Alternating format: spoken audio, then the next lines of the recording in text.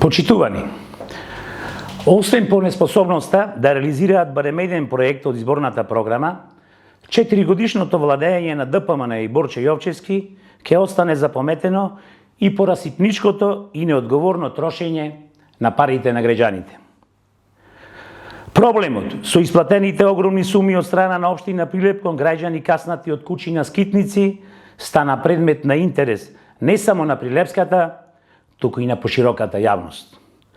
Имено, фактот дека минатата година општина Прилеп на 80 лица каснати од куќина им исплатила 120.000 евра, ги подгрева сомнежите дека тука нешто смрди. Особено, кога се знае дека само на едно лице општината му исплатила фрапантни 20.000 евра.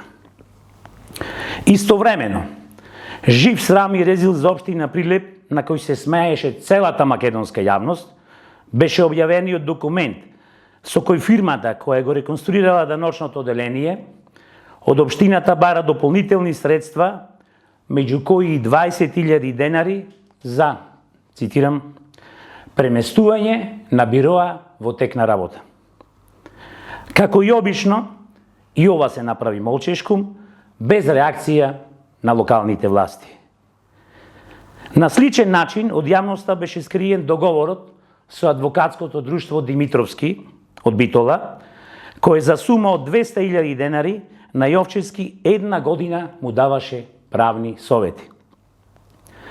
Граѓаните останаа без одговор на прашањето зошто Јовчевски и ДПМН неразумно потрошија пари на прилепските даночни обврзници за битолско адвокатско друштво во собственост на функционер на ВМРО ДПМН, кога во општинската администрација работат десетина дипломирани правници.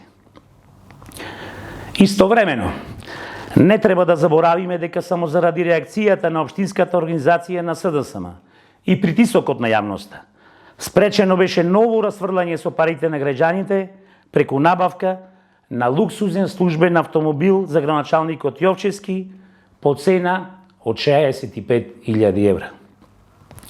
Конечно, ќе подсетиме дека паралелно со 40-месечното расипништво на ДПМН и Борче Јовчевски, општина Прилеп го покачи данокот на имот, дека поскапе водата, комуналните услуги, паркингот, како и градскиот превоз. Единствено добро во сето ова е што до крајот на нивното владење останаа уште само 8 месеци. Ви благодарам.